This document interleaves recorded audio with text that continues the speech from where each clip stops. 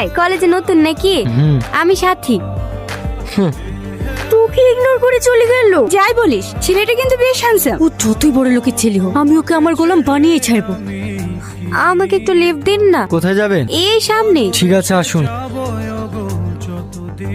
আপনাকে তো আগে কখনো এখানে দেখিনি। আপনার বাড়ি কোথায়? আমি দেশের বাইরে পড়াশোনা করতাম, এই কিছুদিন হলো এসেছি। হে, এখানেই থেকে যাওয়ার প্ল্যান করছেন বুঝি? আপনি কি করে জানলেন? এই যে কলেজে অ্যাডমিশন নিলেন। বাহ, আপনি তো অনেক ট্যালেন্টেড দেখছি, সবকিছু তাড়াতাড়ি বুঝে ফেলছেন। আমি এমনই, কাছের মানুষগুলোকে খুব তাড়াতাড়ি বুঝে ফেলি। মানে? কিছু না, আপনার ফোন নাম্বারটা পাওয়া যাবে? নাম্বার কি করবেন? আপনি তো এই কলেজে নতুন এসেছেন, আর কিছুদিন বাদে এক্সাম। আপনাকে স্যারের লেখানো আগের নোটস গুলো পাঠিয়ে দিতাম। ও ঠিক আছে, নাম্বারটা নোট করেন। 933961। এখানে দাঁড়ান। হ্যাঁ, ধন্যবাদ। আর হ্যাঁ, আপনার নামটা তো জানা হলো না। আমার নাম রিয়াজ।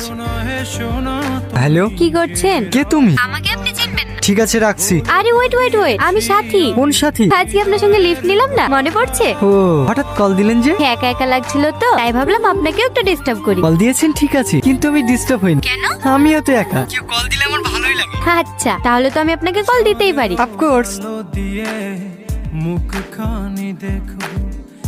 সরি সরি, আসতে একটু লেট হয়ে গেল। ও কোনো ব্যাপার না, এখনো ক্লাস শুরু হতে অনেক টাইম আছে। ততক্ষণ তোমাদের কলেজটা আমাকে ঘুরিয়ে দেখাও। তাহলে বেশি দেরি না করে যাওয়া যাক।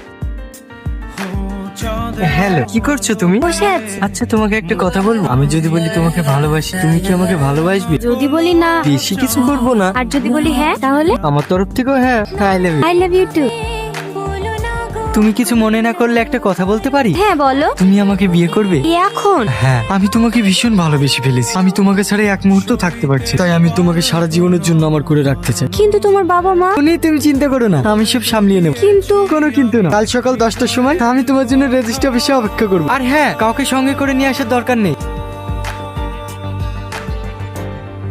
রোহন, তুমি এখানে? হ্যাঁ, আমি বিয়ে করতে এসছো। বিয়ের সাজে তোমাকে অনেক মায়াবী লাগছে, কিন্তু এই মায়াবী মুখের ভেতরেই লুকিয়ে আছে এক ধোঁকাবাজ চেহারা। তুমি এখানে কি করছো? তোমাকে তোমার আসল রূপটা দেখাতে এসেছি। তোমার মতন মেয়েরা নিজের স্বার্থের জন্য ছেলেদের জীবন নষ্ট করে। আমি কারো জীবন নষ্ট করিনি। এই এখন অনেক মেয়েরা 3-4টি করে বয়ফ্রেন্ড রাখে। খুব সহজেই বলে দিলে, তাই না? একটা ছেলে তার সমস্ত কিছু দিয়ে ভালোবাসে, আর তুমি ছি।